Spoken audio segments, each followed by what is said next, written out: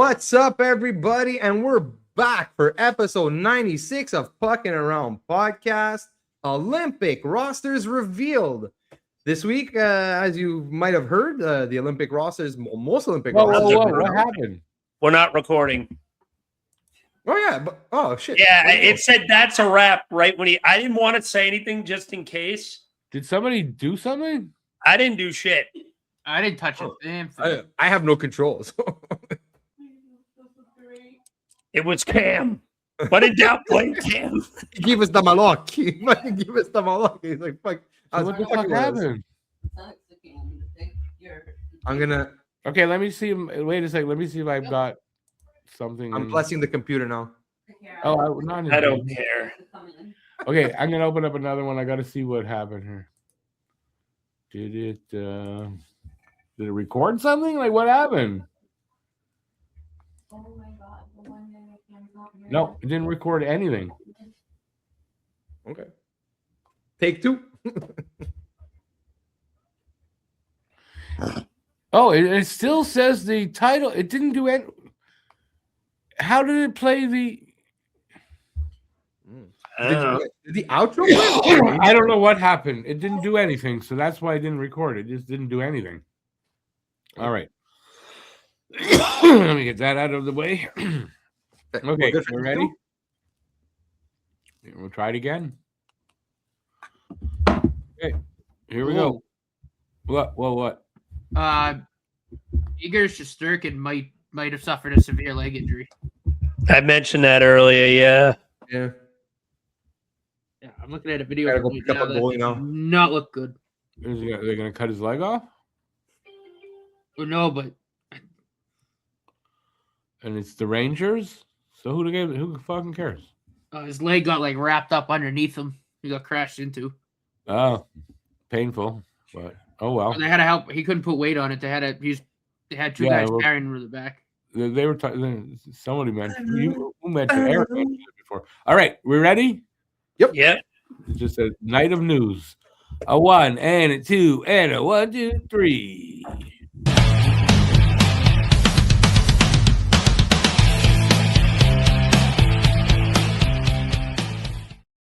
Hello, everybody, and welcome to episode 96 of Pucking Around Podcast. Olympic rosters revealed. As you may know, earlier this week, the Olympic rosters for 4 nations were revealed. Well, 4 different nations for the Olympics were revealed. And we'll also be touching a little bit on free-falling teams that are coming out of nowhere, just nose diving, a la Tom Petty free-falling. And joining me tonight are my buddies, my good friends. Let's go this way. We got Alex Furnett. What's up, buddy? How you doing, my compadre from Flyer gonna flyer? I am flying all right, but I ain't flying high. I think I just fell off a cliff after the news I just heard. Yeah, I know what you're talking about, and I'm itching to talk about it too, buddy. All right, it's time then.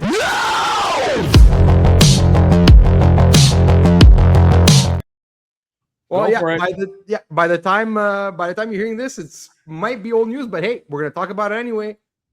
Christian Dvorak of the Flyers signs an extension, 5 years by 5.15. Apparently, there is some kind of no trade protection. Not 100% sure on that. We'll touch upon it probably on next week's episode of Flyer. But yeah, me and Alex not too thrilled about this. So, yeah. Well, you know what? Here to take part in our misery right now is right below me, Mr. Rick Seligman. What's up, Rick? Yeah, if you guys are unhappy about it, and since the Flyers beat us, I think twice this season, I'm happy about it. All right. Eric, you see what this is? This is a pen. It's about to get jammed into my eye. That's how I feel. Pencil, same. All right, and below Alex, we got Matt Naughton. What's up, Matty? Salud! What's going on, peeps?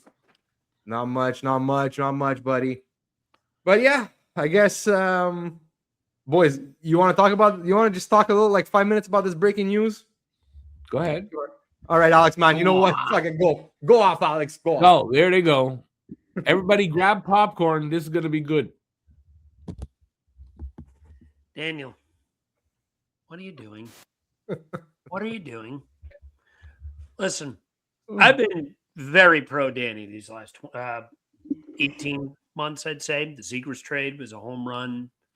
You landed Michkov, you landed Martone. You've had some draft picks I haven't been crazy about. The Forster deal was a steal. The Cam York deal was a home run. Then we get to this. This mess is this big pile of fucking excrement that just got dumped on my face like a fucking camel giving diarrhea in the hot Sahara Desert. 5 years, $5.15 million to a guy who has never hit 40 points before. When you already have Sean Couturier on the books after this year for 4 more years at $7.75 million, who has a no movement clause for the entirety of his contract, except the last year it's modified, but who gives a damn? But then it gets better. 2 years of a no movement clause with Devo, or no trade clause, I should say, for Devo. Well, no trade, yep. And then 2 years of a modified no trade clause. I don't know that hasn't come out yet. We don't know modified. We haven't heard the specifics of that yet. I'm going to guess it's between 10 to 15 teams, something along that. Can you explain to me how the fuck you're going to fit Nesbitt here? And how the fuck you're going to fit Luchenko here? And how the fuck you're going to fit Jack Berglund here? Are you going to explain to me where the money for a 1C is eventually going to come from when you have to extend Tyson Forster, Matvei Michkov, and Jamie Drysdale relatively soon? Can you explain to me? I'm going to go a step further. Where does Noah Cates fit in the future of this lineup? You have to still move 2 wingers, because Bump, Barkey, and Martone are all going to be potential future NHL regulars in this lineup. So now that likely means you're going to probably be moving another guy long term. So who's the next most likely candidate? It's probably Noah Cates. Clip that. You're going to be inserting some of these guys in your prospect pool in due time. Might not be this year for Cates, but eventually soon. And I like Noah Cates. I think he could have been a good bottom 6 guy you could have invested in for a decent amount of time. He's only 25. Clip that. But we decide to sign Christian Dvorak for a 5 by 5.15 deal, who has never hit 40 points before off of 1 good half season. Did the Alex Wennberg contract make you shit your pants that much? Let the guy walk. You don't need to do this. Show some faith in the damn prospects that you yourself fucking drafted. Show some faith that, hey, listen, we've drafted Jet Luchenko at 14 overall for a reason. We're going to show you why we believe in this kid. We're going to show you why we drafted, maybe not Nesbitt now because he's got a couple years down the road, but we're going to show you why we're as high as we are on Jack Berglund after how well he played in the World Juniors. No, we have to give Christian Dvorak this deal. And I'll say this, if the Sean Couturier contract did not exist, I would be more okay with it. Still wouldn't be elated, but I could at least stomach it. It would go from me being bullshit to me saying, all right, it's all right. I can understand it. It'd be a year too long still, in my opinion, but I could at least talk myself into it a little more. You're going to have $12.75 million tied up to those 2 players alone until 2030. I'm going to probably have a 3-year-old by then. What are we doing? Why? Makes no Why? sense. It's like, look, and you hit on it, man. And I think honestly, this is a panic move. I thought this ever since I heard the rumors of this contract coming. This is a panic move. Like, there's literally nothing available in free agency at center other than maybe if you want to pay Nick Schmaltz $10 million. Like, Wennberg just signed for 6 6 AAV for the next 3 years. Like, why? Why did you even have to rush this now? Why did you have to do this now? You can't wait another month or so? Like, this contract makes no sense. The term makes no sense. Look, Devo's having a career year right now. Like Alex said, he's never hit over 40 points in a season. Like, I don't get why we had to do this now. Like, this tells me, you know what this actually tells me? They have zero faith in Zegers to play center. Zero. That's the only way it kind of makes sense to me. And where, like, you want Dvorak to be that short-term fix. Okay, but what happens in like 1 or 2 years when Luchenko is ready to be on the roster? When Jack Berlin is maybe ready to be on the roster? Ike Ruhonen, who knows? He's having a pretty good tournament also for Finland. Yeah. So, like, eventually, you know what? Kuts is going to probably move to 3 or 4C. You still have Noah Cates right now. Like, did we have to make this move? Like, no. You couldn't wait like another couple months, maybe. Like, I don't get what was the rush. Why you had to do this now? To me, again, it feels like a panic move. I don't understand it for the Flyers, like, long term. I understand maybe short term for the rest of this year, next year, and maybe into year 2. Like, you couldn't give him, you know what? If you would have told me 2 years, $7 million, even at 7, you know what I was saying? That's kind of fucking stupid. But you know what? I get it. But no, 5 years, 5? No, I'm sorry. Like, guys, we'll touch up on this more on Flyer, but like right now, it's like it's got me steaming, and I don't like it. Rick, Matt, man, you guys have any thoughts on this? My turn. 5 years for Devo? Are you kidding me? Clip that. Clip that, by the way, because that's how we're gonna. That's the Cliff Notes version of it. No, I'm just trying to do whatever. Any thoughts, Matt? Any thoughts? Your boy Devo just got re-signed by the Flyers. Yeah. No, the term is just ridiculous. Like, again, like you guys have some young centers coming up. Where are they gonna play? Where they like? And are you gonna have to convert one of them or two, like, to the wing? Like, what do you do? They have a billion friggin' wingers to begin with. They'll play when Devo's injured. Anyway, does Danny have something else cooking we don't know about? Maybe Jamey was on to something. I hope so. That's the only way this would make sense. Maybe they can launch 14's contract to fucking Neptune. Yeah, no, because this is, again, yeah, like you said, he must have something cooking, because honestly, this makes, if he doesn't, this makes no sense whatsoever. Maybe Toronto's looking for a center. Maybe. Maybe they'll take Coots. Oh my God! Injured. Sure. Everybody's in Toronto is injured, and they like to pay lots for guys. Yeah, but they paid so much that they have nothing left to give. That's the problem. Yeah, but you'd take a bag of pucks back right now. I guess. Right? So. Boy. Yeah, I honestly got no opinion. I would just only say this is that if he offered this contract, not only because of the lack of other options out there, but if I had a point there and I lost it. I can't remember the damn point. Don't get old. I had a point there. If he offered this contract, I know what it was. So he's been around for a while, Devo, and he's like on a career year. You don't really try not to pay for that. Like, if you're offering the contract based on the fact, well, he's having a career year, so we're going to pay for that for the future. I don't know that that's a great idea. For a guy that's been around for 10 years. Devo's been, I don't know how many years, but he's been around for. He's 29 now, so he's he's been around for maybe 30 in, I think, a month or so. He's been around 8-9 years, something like that, right? So, yeah, I don't know when it's it's an outlier. It's a career year. It might just be an outlier. It might not be, but it's a bit risky. That's all I gotta say. And with the cap going up, it's not that much money. It's the term that's the problem. Oh, yeah, exactly. The money's nothing. It's the term is just it's too much. Way too much. Yeah. Well, you know what? The cap keeps on going up, but you know what, boys? There's some teams that are going down, though. and way down.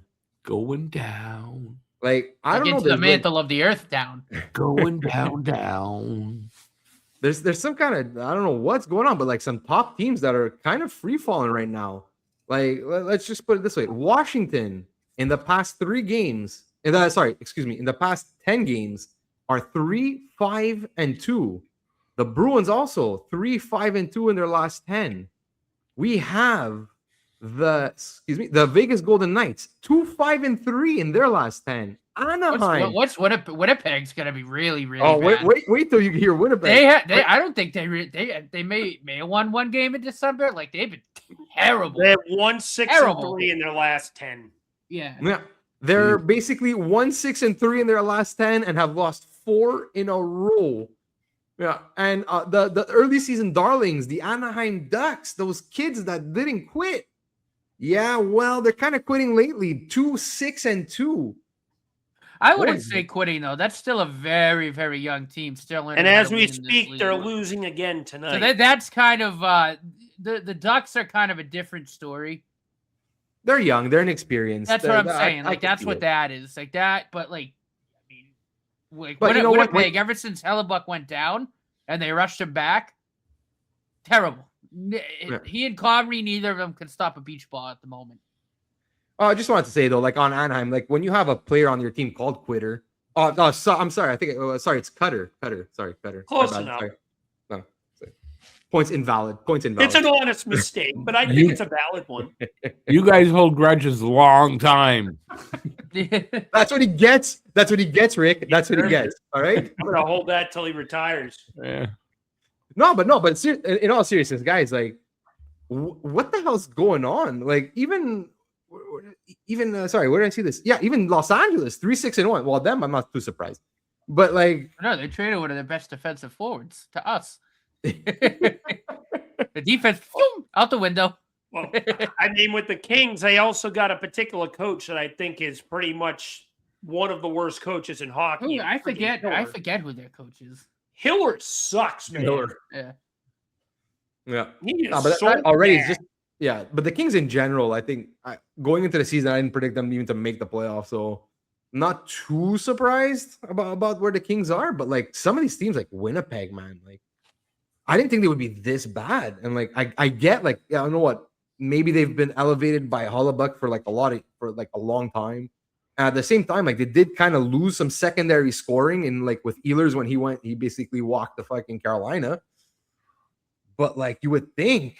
Like still with Scheifele would give Velarde, like I don't know, like they can't get it done. Like I don't know. What do you guys think? I mean, that's a head scratcher though with Winnipeg. Like to fall that far from being. I mean, they won the league last year, right? Yeah, they won the President's Trophy. Has any other team ever done that though? Would they be the first if they finish in last?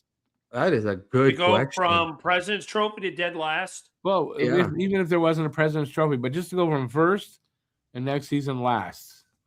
I don't know why I want to say New Jersey, but I don't think so. Well, New Jersey had a really good year a couple of years ago and then got obliterated with injuries. I don't think they were last, but they were low for sure. 23, 24.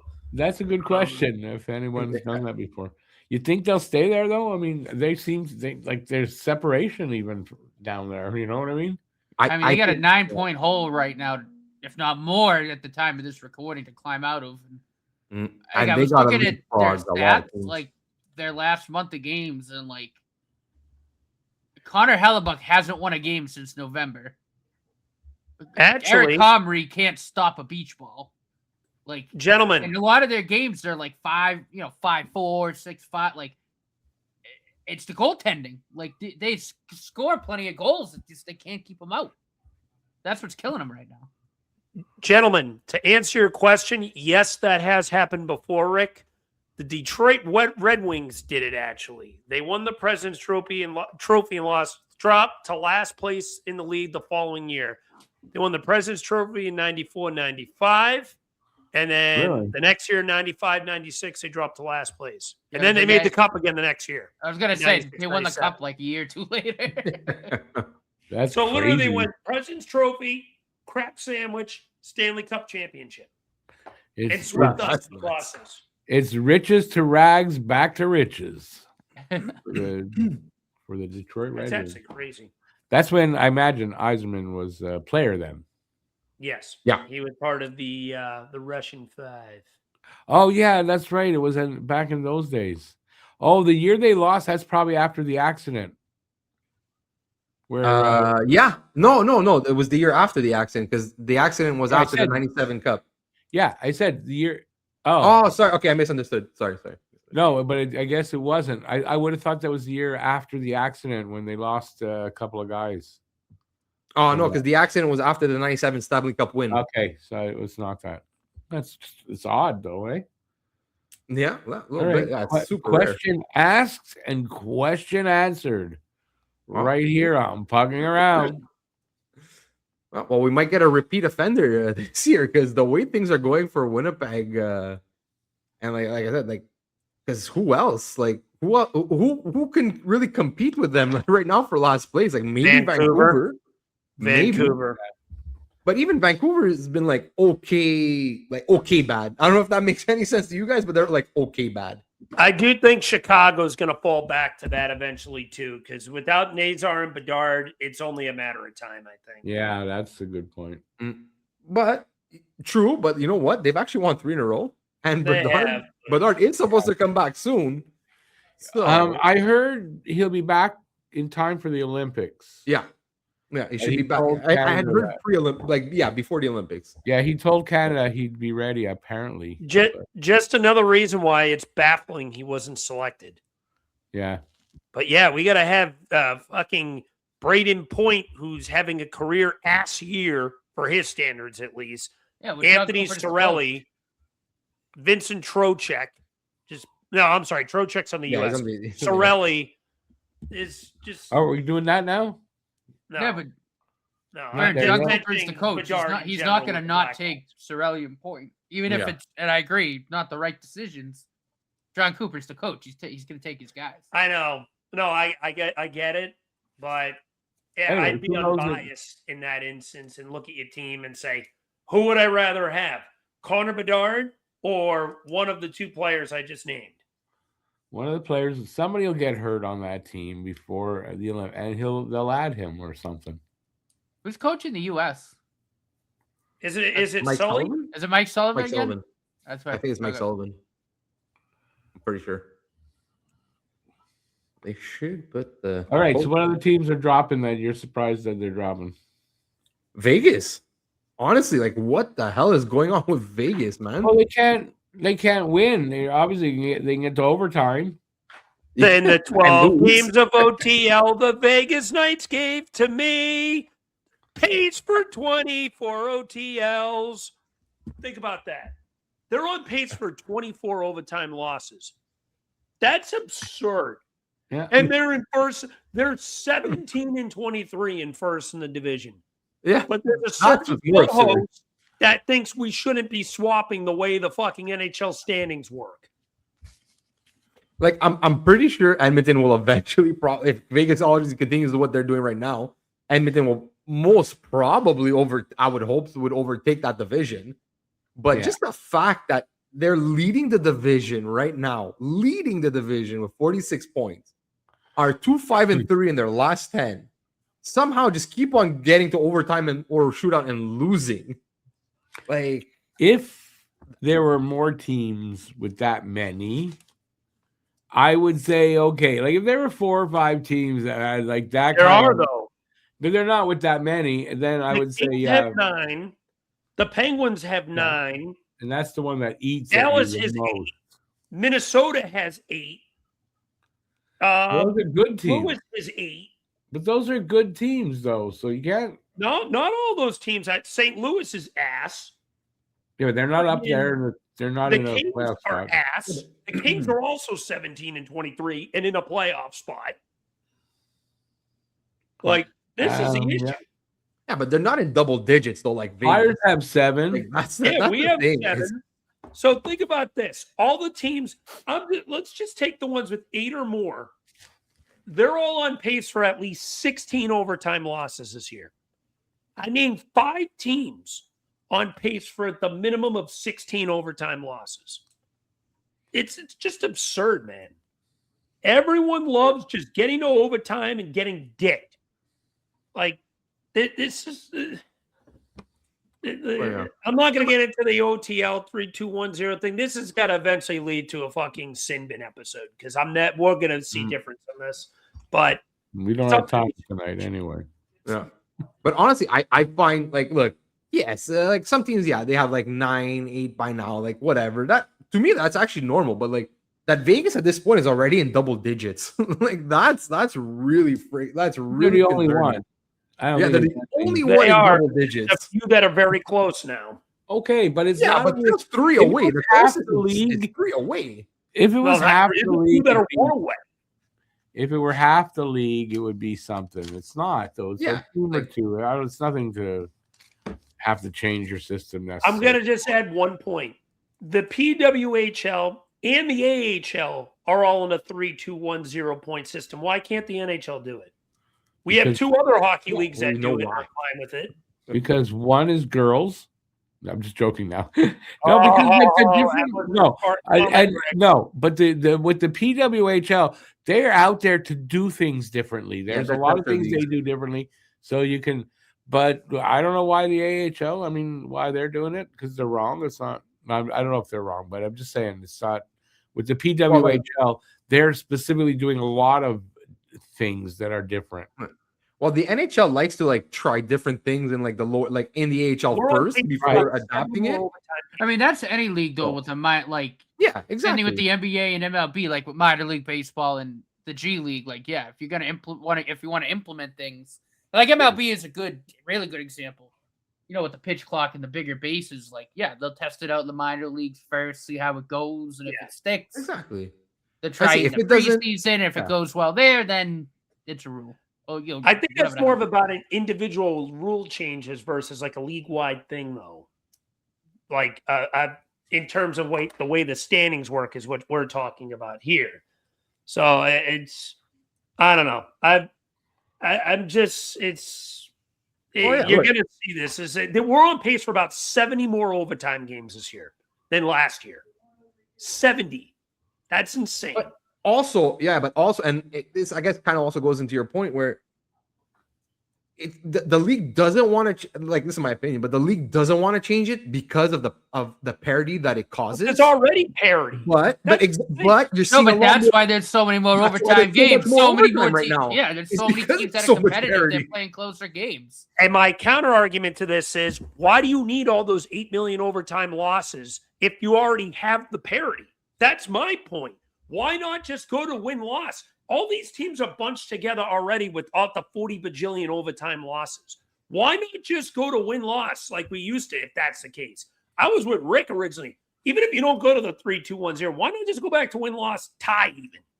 Like, something just needs to change. You do have a lot of parity without the overtime losses. They're redundant. All it is, it's just elevating bad teams. Well, but exactly. But you just said it right there. That's the whole point. It elevates bad teams. It keeps bad teams in contention till late March, early April. And what does that do? That drives revenue. Because if look at like Chicago, let's just for instance, like they're still in a bit of a rebuild, but because of the loser point, they could sell false hope, which will bring fans into the building, which drives revenue in the NHL. That's what it's all about. But like, also, who doesn't love 3-on-3 overtime? And it's real. That's not what I'm asking for. And listen, wait, it's not just money for the NHL; it's for the individual teams. The longer your team stays in contention, the more people come to see the game. I'm going to be honest with you. That's why it'll never change because of that. You don't even need 100%. The overtime losses to thank that. Your team's going to be quote unquote in contention even without the overtime losses right now. Like, so you would just end the game after the third. End it. Huh? You would end the game after the third? No. That's not what I'm saying. What I'm saying is this.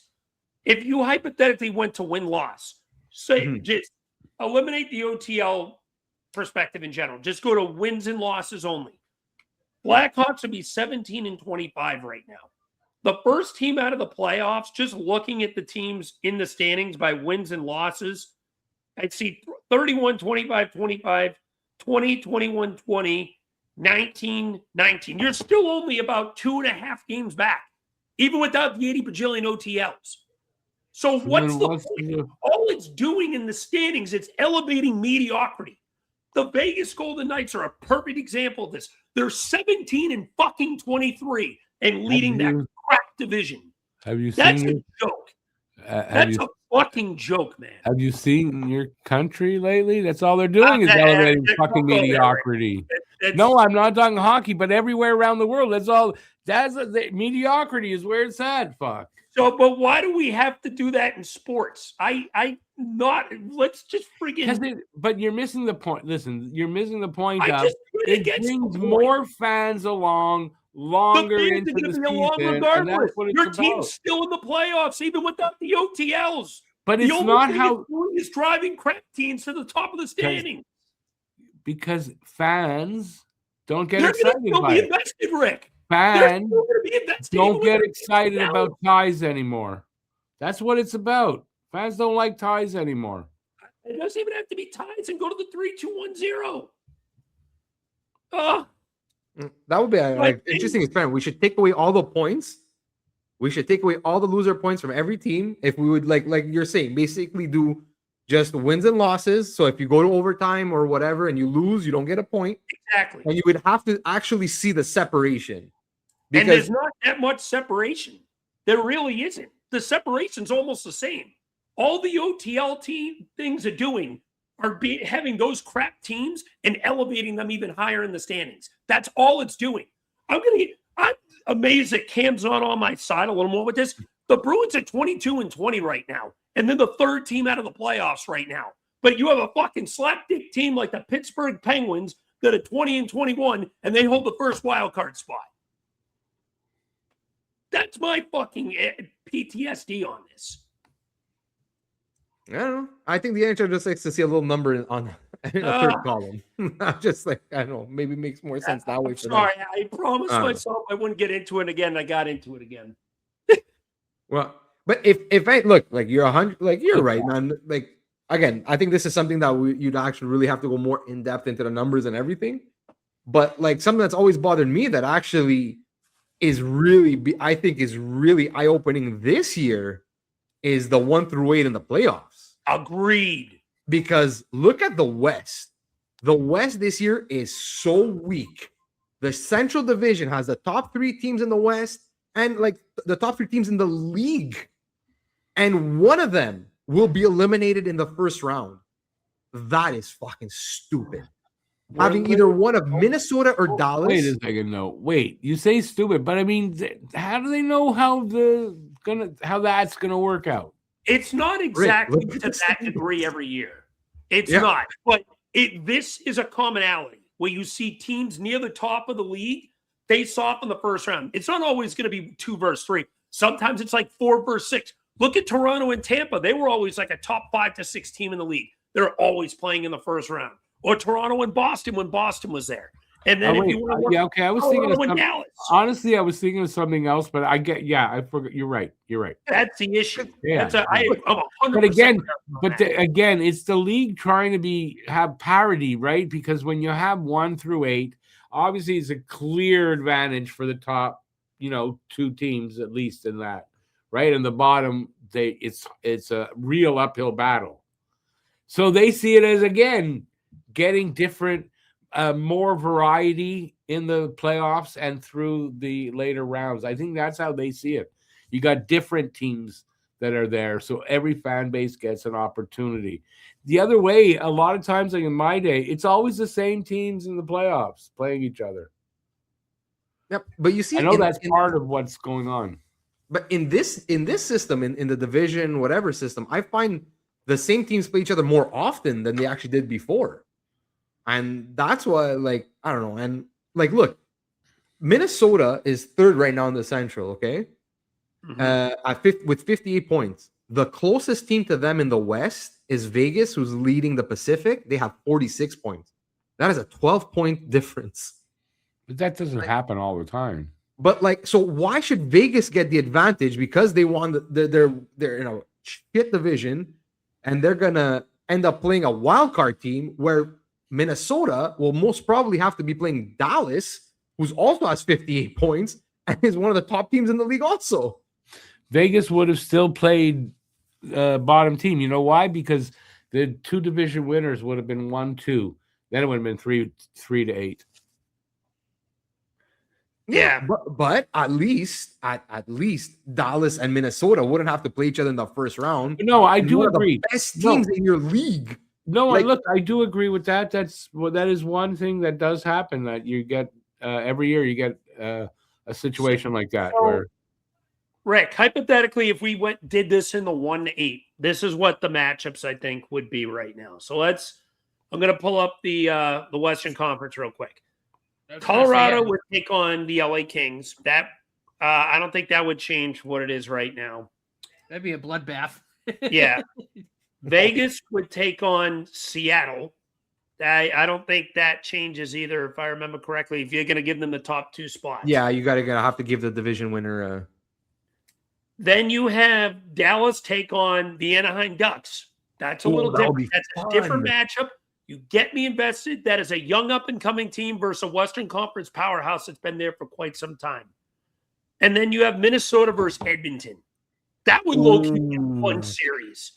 Quinn Hughes goes against a team that he's hated for a while, that up-and-coming Minnesota team.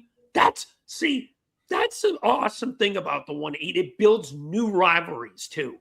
Boston and Philadelphia in the early 2010s was cinema for those 2 years. They hated each other. Hated. And those series were awesome. Yeah, we got swept one of them. But there was some real animosity between those 2 teams for those 2 years. Look at you. You guys, Montreal, you built a rivalry with the Rangers because in the mid-2010s. Mind you, it was in the conference finals, but imagine just having those in earlier round series. I'm just saying. With the Rangers. The whole thing with Carey Price. Yeah, it wasn't a rivalry. We just hate them. Yeah, that was Yeah, it wasn't a There's rivalry. no fucking rivalry. You just hate Kreider. Yeah, it's funny. If you look at the played them Eastern, twice in the playoffs in that time frame. Like didn't you? Ottawa? No. No, not Ottawa. That Montreal and the Rangers. No, I think we those just are hate like- Kreider since then. That's all. Didn't Montreal play Ottawa for like a few years in a row in the playoffs? If Yeah. I'm not mistaken. And Boston played oh Boston. yeah, I was every gonna single say year. like, yeah, Oh what, yeah, like Boston. Yeah, well, Boston's Early always been a rivalry. 2010s, yep. Yeah, but in What? that old system, we played Boston every single year. oh yeah. But not in the first round. The way it's it's funny that if you look at the And Eastern Conference, it's sometimes- actually lined up perfectly because Tampa and Carolina are 1 and 2 right now. Those are your division winners. Yeah. Tampa would get Washington. And guess who Carolina you gets would face in the Pittsburgh. first round? I know you guys come to Montreal, and then it'd be Detroit and the Islanders. Ooh, spicy. See, that would be fun. I'd love that. New rivalries. Demidov and Mitchkov face off in a playoff series. The story I mean, writes it itself. It doesn't make them rivalries. It just makes them. Well, we don't These even are play- been at each other's throats for quite some time now. Yeah, because or else what? The Flyers would never play Montreal unless it was an Eastern Conference final. Or if they were a I'm- wild you know card in what? Montreal. Or yeah, wild card swing. Yeah. It's the grass is greener on the other side of the fence because there's problems with both. Like if you go back, you'd see there's problems there too. Mhm. So which problems do you like better? That's all. The NHL likes the problems that we have now with the way they do it, and they're not going backward. They're No, not. I know. Plus, like I said, the bracket challenge. I think that's one of the biggest reasons why it'll never change is because of the bracket challenge. Because you can't fix that shit. Well, anyways, yeah, and if you do the 1-8, don't you have to reseed after each round? Yeah, that's Yeah, why they can't do the bracket fine. challenge. So forget it. And it's all about the Benjamins and the gambling. So forget that. They're not doing Well, that. going 1-8, that gives you more incentive to try to fight for that top spot too. But then how do you do the brackets? You can't do a bracket where you can fill it all out at once.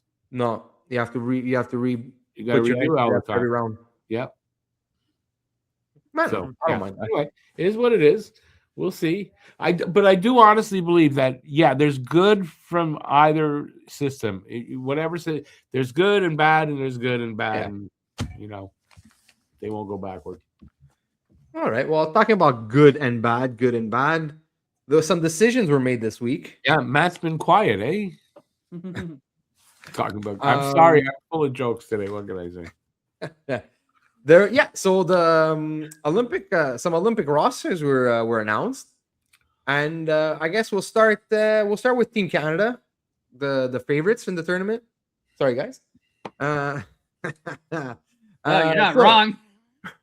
You're not wrong. Yeah. Well, you know what, man? You know what? I was looking fucking at McDavid and McKinnon on your team. Who the fuck is gonna beat you? Well, we'll see. Goaltending is a bit of a question mark, but whatever. But okay, so I'll read off the rosters in case. Of the roster. Sorry. Do we have a picture of the roster to pull up? Well, no, I'm not sure, but I'll read it out. Cam didn't give it, and Cam did that. He didn't give me the picks. So at forward, we have Macklin Celebrini, Anthony Cirelli, Sidney Crosby, Brendan Hagel, Bo Horvat, Nathan McKinnon, Brad Marchand, Mitch Marner, Connor McDavid, Braden Point, Sam Reinhart, Mark Stone, Nick Suzuki, and Tom Wilson.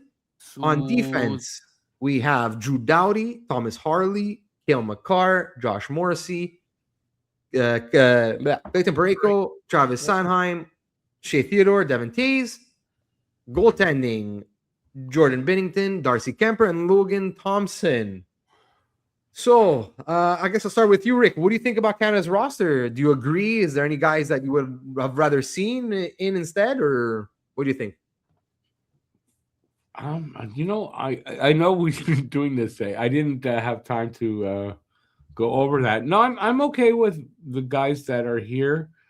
It almost doesn't matter if you change up some of the guys. Then there's some other guys that are being left off. There's so many good players that they've got to leave good guys off anyway.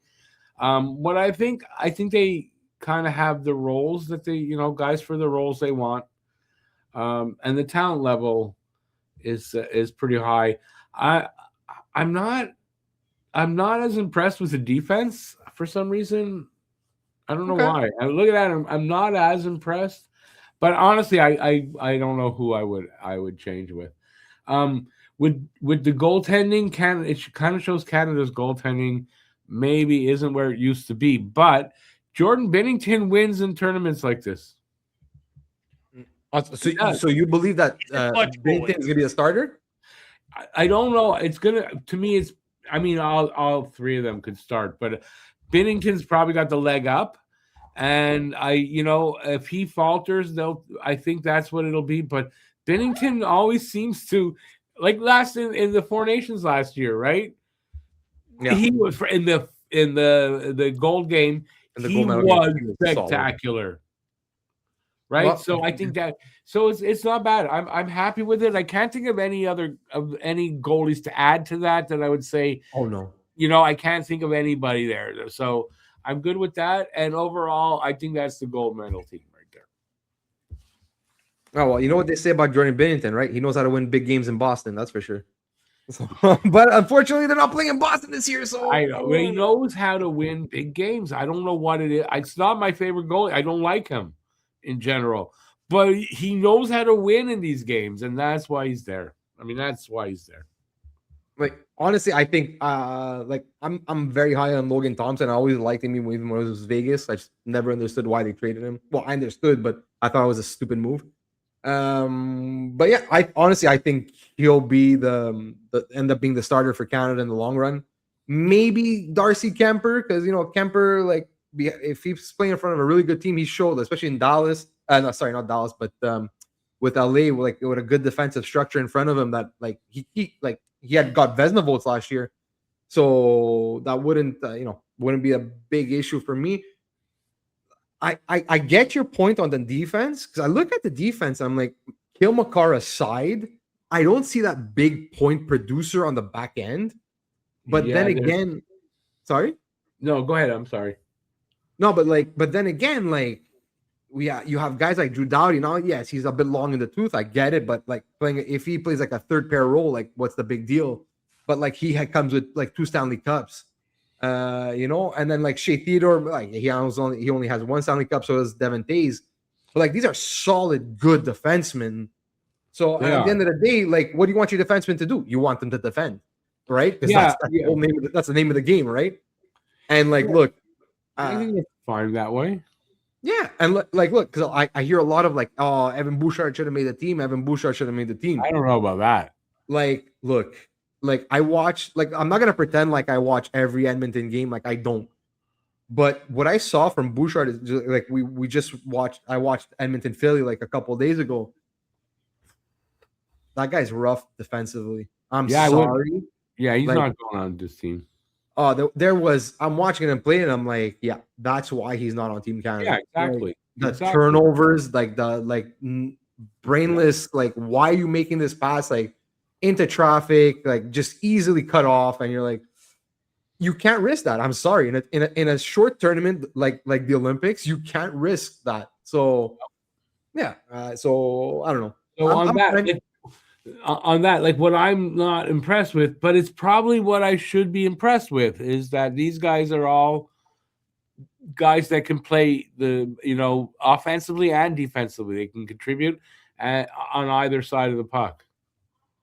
Yeah. Oh, look, 100%. And like, who knows? Like, look, like right now, Devin Taves actually got hurt. I think a couple of days ago, and so did Bo Horvat. So like, I'm not 100% sure like the extent of their injury. So.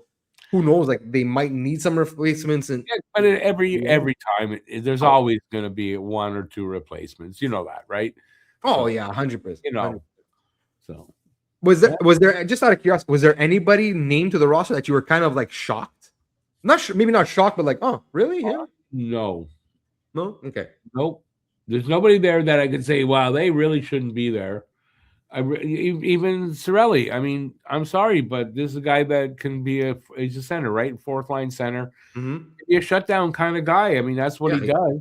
Yeah. And the coach knows him and knows how to use this guy. So when you say, well, there's so many John Cooper players, because he knows how to use them, and he's going to need guys like that for him. He's the coach. He's going to need guys that he absolutely 100% knows how to use them in certain situations, right?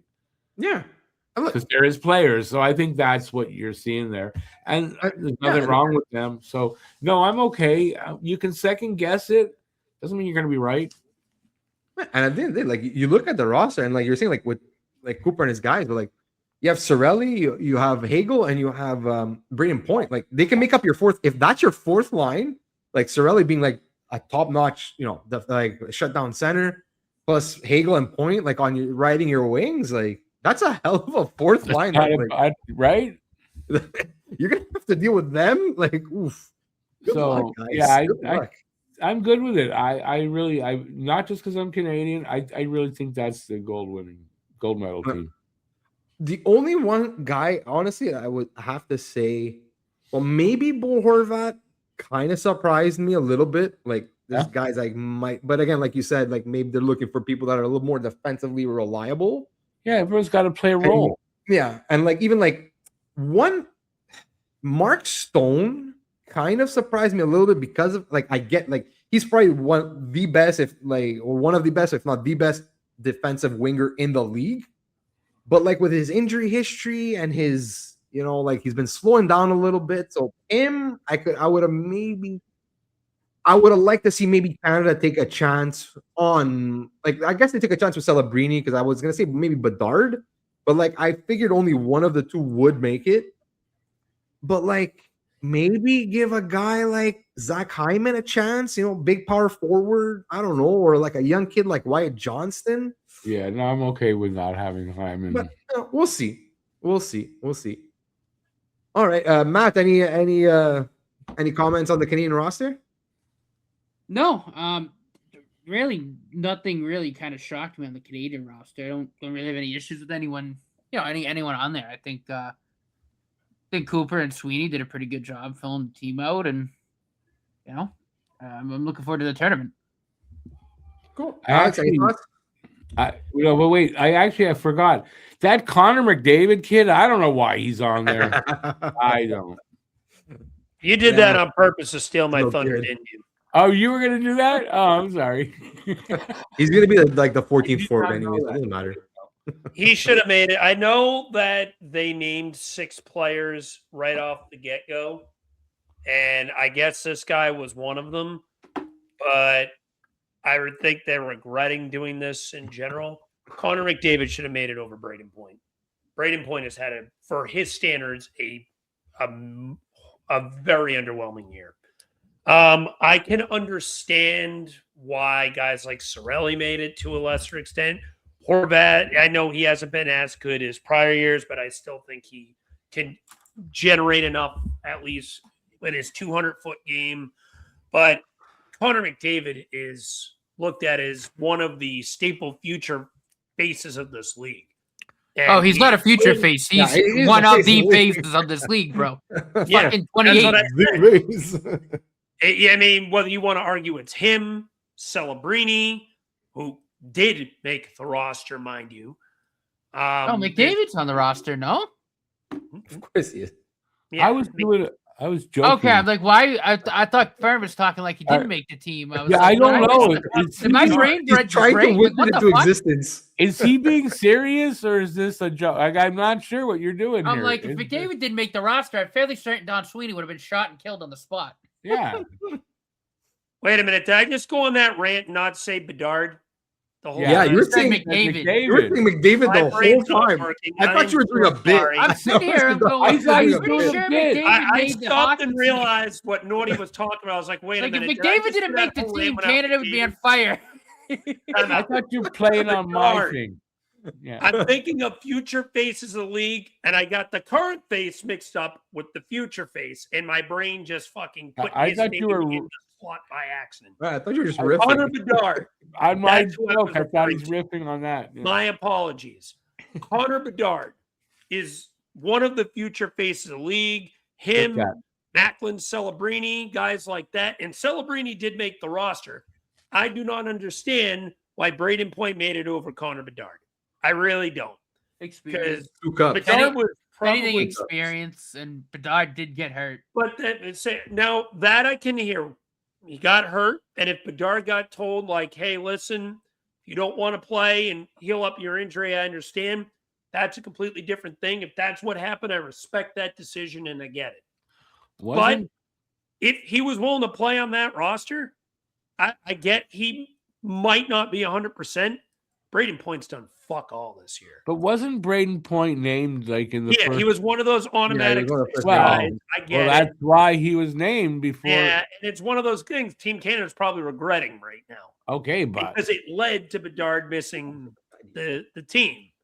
But I mean, Bedard that also name, got somebody- injured. That didn't help him. somebody's Yeah, gonna get but hurt. he still Bedard will had get named. 44 points in 29 games. I don't know. He was on pace for like 110 point season, and you're keeping that off the roster. Like, Well, like I was talking with Rick, I think like with your point with Cirelli and Point and everything, like over like someone like Bedard, I think those guys are gonna make up the fourth line of Team Canada. And you want guys that are a little bit more experienced, a little bit more defensively responsible, like to play on your fourth line, right? So like I could see maybe they didn't see like a top 9 spot penciled in for Bedard, and maybe that's why they left him off and maybe took like Celebrini over him because of Celebrini's overall 200-foot game and everything plus the offense. So like I kind of understand, but like I don't know. I think it would have been nice to have Bedard in as like a 13th or 14th forward at the very least in case one of your top guys gets injured. That's why like it wouldn't shock me if like because like Bo Horvat's hurt right now. If he, for whatever reason, if he can't go, like Bedard gets that call. Yeah, of Like, course. Yeah. And who knows? There'll be other guys too. There's still a month and a little over a month till or about a month till they go. Yeah, about I think 5 weeks. Yeah, so 5 you weeks. got guys that can get hurt yet before that, and so I think Bedard will be on the team by that, because of that an injury. And if I hope not, you're right. and listen, if not, you take Horvat out in the back and you break his leg, and then he can't be here.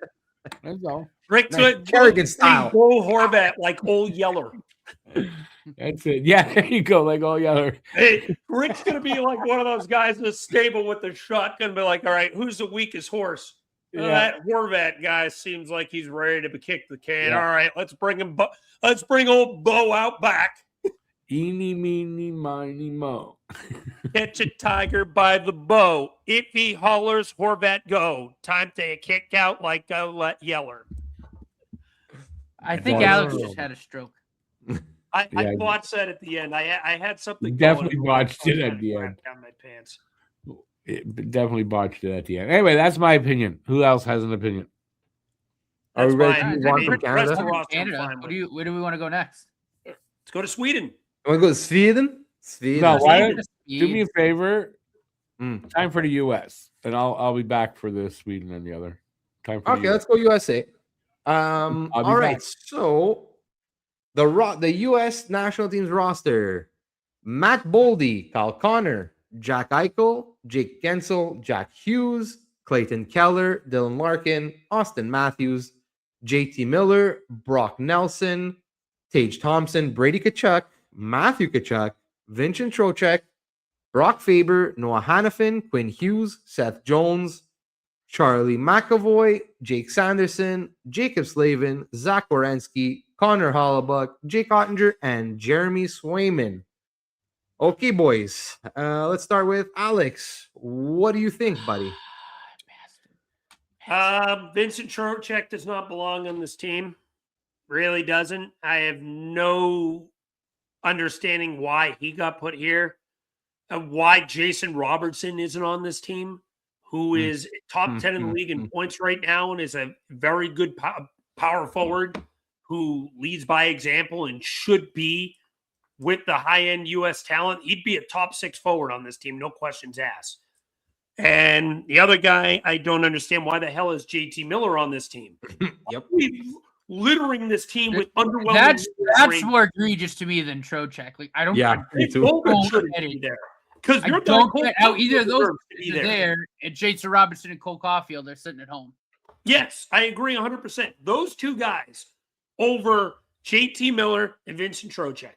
Those are the two guys. Why are we loading ourselves with underwhelming Rangers? Why does the league have to shove the New York Rangers turn into the fucking New York Knicks to me?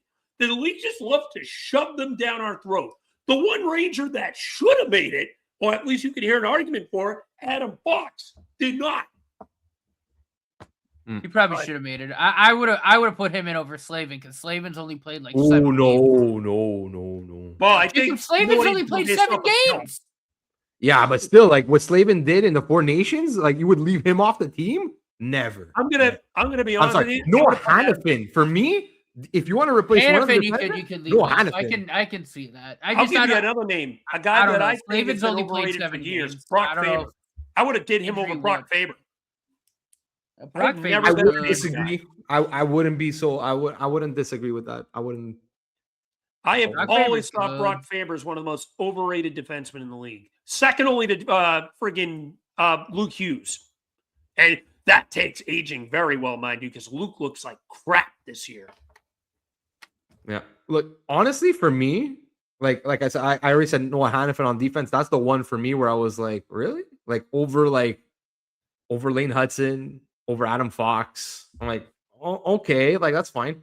Where I find it's a bit more egregious, like you guys said up front, like, look, what you like, look at the Canadian, like, look, we're assuming the Canadians are like, is the top team, is the team to beat, okay?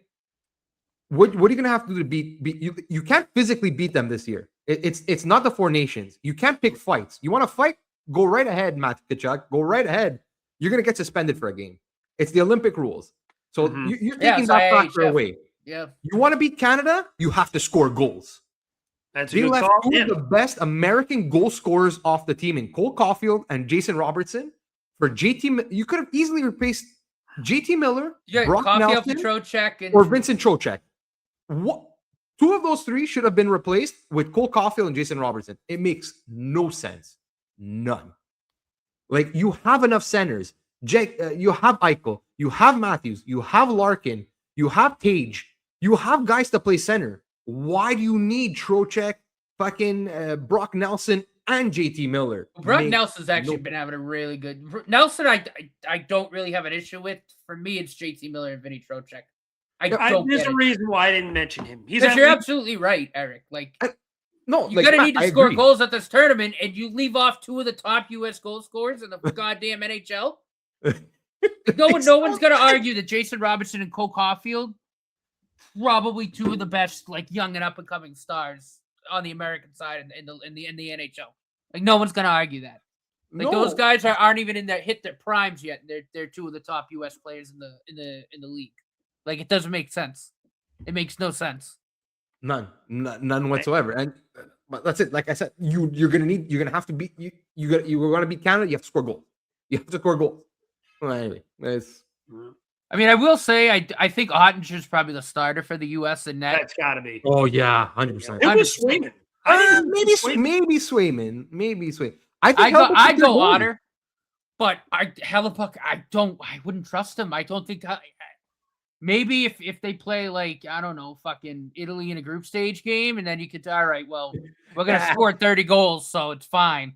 We'll put Hellebuck in. If he gives up 5, whatever, it's gonna be 30-5. But, like, I wouldn't. You can't play Hellebuck against the big teams: Sweden, the Finland, Canada. You're screwed. No, with the way, yeah, like with his injury history right now, like look, like we said, Hasn't won a game since November. Yeah, I think he's like you said. I think Matt, you're the one that said. I think he's still hurt. They rushed him. I think he might still be hurt. 100%. No, He's his not knee's 100% still at all. screwed No up. way. 1,000%. There's no way. But And I think in the other. I'm The sorry. thing, When it comes though, to the with Winnipeg, playoffs, I think the reason they rushed him back is because they're like, we can't have Eric Comrie starting a fucking month and a half of games. Like, we'd rather take our chances with like a 70% Connor Hellebuck with a bit of a bum knee than Eric Comrie. Like, that's the problem there. But then you rush Hellebuck back, it's like, you just rushed him back from a knee surgery. Like, he's not going to be the same. And it's very rarely are goalies ever the same, especially if you rush him back after surgery like that. So, yeah, I think Otter and Swayman are going to get the majority of the games. You might see Hellebuck against, again, all due respect, but like a cupcake like in Italy or, one of those teams. Yeah, like I forget who's else in the like Latvia or something. A lesser nation. But yeah, to me, I don't know how Jason Robinson and Cole Caulfield didn't make the team over Trocheck and JT. Agreed. Those are the two guys. JT Miller's been atrocious this year. I don't know what the hell he's going to bring besides size. Like, he's been awful. He can't do anything. JT Miller has been bad for at least 2 or 3 years now. He's just like he's just been a detriment to he was a detriment to Vancouver, and now suddenly he goes to New York. He's named their captain, and look at the Rangers. He basically fucked Vancouver up, then gets straight into already a fucked up situation in New York. Gets named captain and doesn't make it any better. So I don't know. That was a bit of a head scratcher. Go Rangers, right? Yeah, go Rangers. All right. Are we ready to move on to Sweden? Let's do Sweden. Okay, so the Swedes, we have Jesper Bratt, Leo Carlson, Joel Eriksson Ek, Philip Forsberg, Pontus Holmberg, Adrian Kempe, Gabriel Landeskog, Elias Lindholm, William Nylander, Elias Pettersson, Ricard Raquel. Nylander just got hurt. Yeah, that one that looked tough. He's on IR too. He's out. I think he's going to be at a. I wouldn't be surprised if he might even miss. I wouldn't be surprised. I forget what the rule is for IR in the NHL. How long that you have to miss? I forget. 7 days. 7 days. Yeah, that's what I thought. I thought it was about a week. Yeah. Okay. So Lucas Raymond, Alexander Wenberg, Mika Zibanejad. On defense, we have Rasmus Andersson, Philip Broberg, Jonas Brodin, Rasmus Dahlin, Oliver Ekman-Larsson, Gustav Forsling, Victor Hedman, Eric Carlson, in goal, Philip Gustafsson, Jacob Markstrom, and Jesper Wallstedt. This is not a bad team. No, that's actually a solid wait a minute. team. Wait a minute. Where's legend Sam Erson? Where's his ticket? Did it get lost in the mail? He's still waiting by the phone. He couldn't hold Jesper Wallstedt's fucking jock. They're gonna call me. They're gonna call me. I think Jesper Wallstedt's probably gonna start for Sweden too with the season he's having right now. It wouldn't shock me. I'm gonna say this. I love Sweden's decor. Those are big bastards. Those are guys that are gonna fucking eat you Dahlin, and rip you to shreds. Hedman, Yeah, Carlson can't play. Rasmus Anderson, he's gonna Carlson's having a bounce eat back guys up year. in the corner. I mean, Yeah. that's a big bruising decor. That's there. a big, that's a big decor. That's a for beat 'em up sure. decor. Oh, yeah. that's okay. We need to chill what was saying. This sounded a little dirty, but that the Sweden's defense is fucking big, and it's just hard to fucking say without sounding dirty. But you know what? Fucking, I'm gonna just say it. They are big. They are strong. They are girthy. These are big motherfuckers. That's what she said. That is exactly what she said. The forwards, Man, they got some. Well, there's some firepower on here. There There's is. There's It's some not players like there. the Leo Carlson, US. again, another one of these future I mean, faces the of the league. I think. Canadians and US. Sorry. I think Joel Eriksson still one of the most, if not the most, underrated centers in the league. I love Joel Eriksson. I think he's a great player. Zibanejad's definitely showing his age, but as a depth guy on that team, I think he's solid. There's a lot of good, not many great players on that team. I feel like is like the way they are constructed. But don't Lucas forget, Raymond's they a do have stud. Jesper Bratt, who is considered the best player in the world by a certain Twitter account. I mean, Jesper Bratt's been very, very good. Like Leo Lucas Carlson's Raymond's really breaking out. good. They got some solid players there, but for They got me, a I few think their strength's really the great defense. players, but they Without have a doubt. mainly a bunch of good players. I think the U.S. and Canada both have better forward cores, but I would argue the Swedes might have the best decor in the entire tournament. I wouldn't be against that argument. No, I think that's a very valid argument. And I would argue, I think the U.S., even though Hellebuck's been crap, between Swayman and Ottinger, the U.S. probably has the best goaltending in the tournament, I think. I find Sweden has a team that built kind of smother you. Like, they are built to smother you and beat the hell out of you if you get down in the court. Like, you try to dump a chase on this team, you're gonna feel what the glass tastes like. You know what I mean? Like that decor is built to beat the crap out of you and wear you down in the corner. Man, there's gonna be some big hits from that team there. And Gustafsson and Wallstad, man. If these and like I know I'm leaving Markstrom on the side, but like because Markstrom I feel has been having a bit of an up and down season. Wallstad's a stud. But Wallstad and Philip Gustafsson, if they could do what they're doing in Minnesota right now, man, they could be a hard out, man. Sweden is gonna be a hard out. Wow. But anyway, all right. Well, let's move on, I guess, to the last of the four teams that we're going to talk about tonight. But the Finns, fantastic Finns. The Finns roster: Sebastian Aho, Joel Armia, Mikael Granlund, Seth Jarvis, not Seth Jarvis, but Seth Jarvis, Roope Hintz, Capo Kakko, Oliver Kapanen, Joel Kiviranta, Arteri Lehkonen, Anton Lundell, Eetu Luostarinen, Mikko Rantanen, Teuvo Teravainen, Eli Tolvanen, Miro Heiskanen, Henri Jokiharju, Mikko Lehtonen, Esa Lindell, Olli Mata, Nicola Mantinpaolo, Nico Mikkola, Rasmus Ristolainen, Ukko-Pekka Luukkonen in goal with Kevin Lankinen and Jussi Saros. I love how you pronounce his name right too. I love that Ukko-Pekka Luukkonen. Ukko-Pekka Luukkonen. It's so awesome. Just say UPL. It's the only way I could. It's Ukko-Pekka Luukkonen. Ukko-Pekka Luukkonen. Ukko-Pekka Luukkonen. That's how he pronounces it. There's a video of those like players like with names like that pronouncing it. It's the best. Ukko-Pekka Luukkonen. It's the best. But no, honestly, I like the Finns, the forward core on the Finns there. With, Sebastian Aho, Uho. Oliver Kapanen, being a Habs guy, like he's been a stud this year on the second line, that center position. I think Kapanen's a great young player in this league. I think he's going to be a great young player for Finland. Obviously, Mikko Rantanen. On the back end, Mira Heiskanen is a stud. I think an overall pretty solid team for the Finns. Yeah, I won't argue.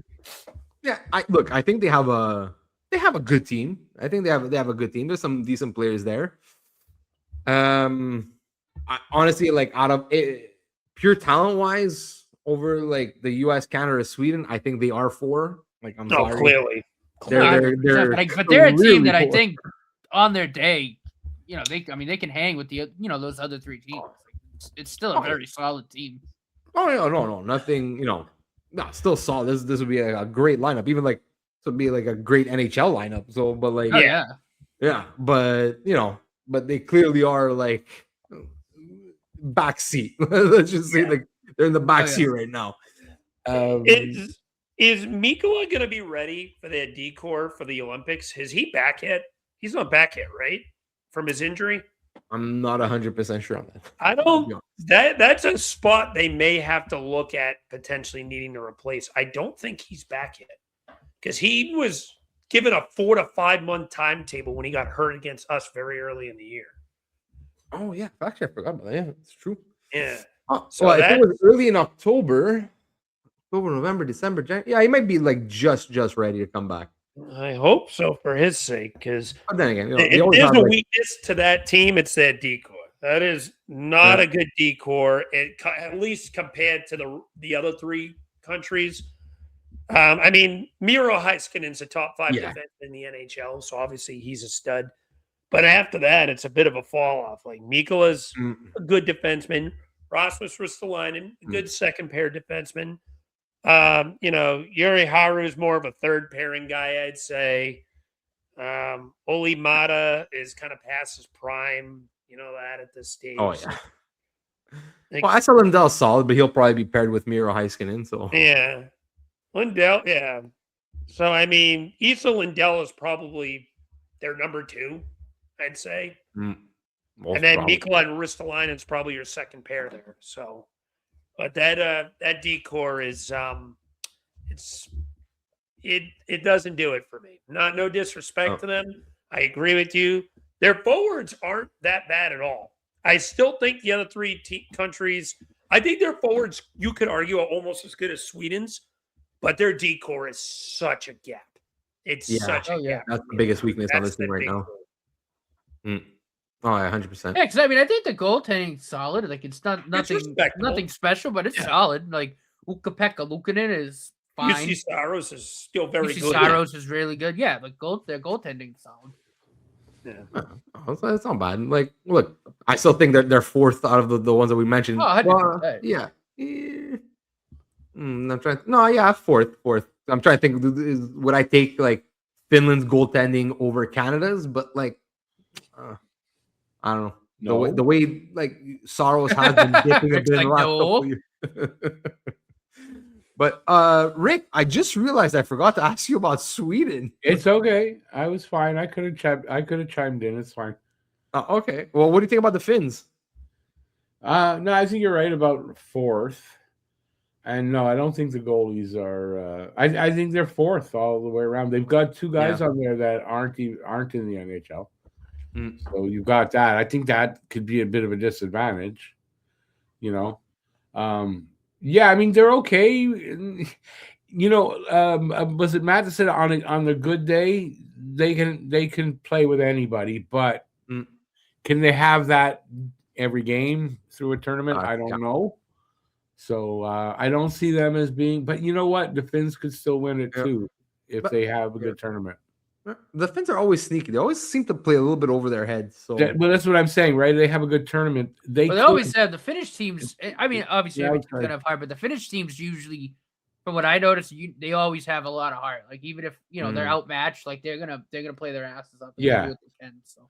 And if you get lucky, and maybe the other team there's injuries, or there were injuries, so their lineup changed from what we've got here.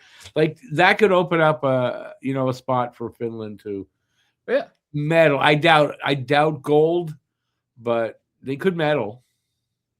Oh yeah. They could go for a bronze. Why not? Yeah, I think Silver maybe. Yeah, maybe. I mean, they could medal, but I doubt gold. If I'm not mistaken, Risto said the Finns were going to win it. So well, we'll see about that. But who knows? You'd want them to say that. You wouldn't want them to go, well, we're not going to win, but you wouldn't want anybody here to have fun. Yeah, you wouldn't want anybody with that attitude. I know. We're just happy to be here. I do want to point out one thing I know this roster hasn't been announced yet. I think the Germans are going to actually be half decent. I don't. Yeah, that'll be okay. I think Tim it'll be okay. Stützle, Okay, yeah. Leon Draisaitl, Moritz Seider. Maurice Sider. There's some talent. Yeah, from okay. Germany. The problem with the German team is that, like, yeah, their top six on and forward might look good. They're like maybe top pairing on defense might look good. It's the bottom six, the bottom pairs. No, and the I'm goaltenders. not disagreeing. Oh, yeah. I'm just Who's in saying net? Is that- Grubauer in net? Is coming he up. German? I forget. Or is he Czech? He might not be. I forget what I think Grubauer he is. might be German, but I'm not 100% Yeah. sure. I I'm not know even their sure. goaltending situations like. Yeah, that's why. Like, It's well, yeah, not but good. they got some elite talent at some certain positions, but like the rest of it is like around the edges. You're like, ooh, you're gonna have to go into other leagues. Well, yeah, so- that's the thing. Which, yeah, I mean, yeah, they got but three, it's an four up and coming guys, and then nation, it's though. just kind of like, Yeah, It is an up and they're coming getting nation. better. Yeah. Dry side, No, yeah. Like, it's definitely getting better. Stützle, Moet Seider, Of course, you know Hab's favorite, Tim Stützle. Tim Stützle. Stützle. But You know, he's actually a Summer Olympic athlete too. Yeah, Look at diving. the German swimming and diving team. Yep. is he really? No, a fucking joke. Oh, okay. Should be. He should That be. was- Rob. that was- Eric. Sure. This is the episode. Everybody has a brain flat. No, We're but all he I should called be. Dart McDavid. So No, listen, Oh, he that should be. was It would, bad. it would explain things with him if he was actually a diver. Oh, fuck. All right, guys. So we just went over all 4 rosters. So it's getting a little late there. So how about Let us know what anybody you have think in some? the comment section. Sorry. Let us know what you think in the comment section. And Yes. give a thumbs up if you enjoyed the episode, and subscribe if you haven't already. Like, please subscribe. help us to our Tell goal a to friend. 500 subs. We're at 328, 172 to go. We're getting close. Please, each and every sub we truly appreciate. Like, comment, Please. subscribe, share to your friends. They're looking for something new for hockey to talk about. We're always open to listen to new suggestions. Please let us know in the comment section. We're always open. Yeah. You know, one day you're just walking down the street, you see some guy, you're like, hey, buddy, don't fuck with media. Subscribe. That's all you gotta do. That's all you gotta do. That's all I ask. That's all I ask. Tell 2 friends, and they tell 2 friends, and Exactly. they tell 2 friends, and so on. You know what? and so on. And then those 2 friends. Everyone's go a to bed. stranger until you meet. Everyone's a stranger until you meet. So you can make new friends by don't fuck with media. You tell there a you go. friend, you tell a guy, he becomes your friend. It's all good, all love. There you go. Peace and Anybody love. with final thoughts on for tonight? Yeah. I think I'm good.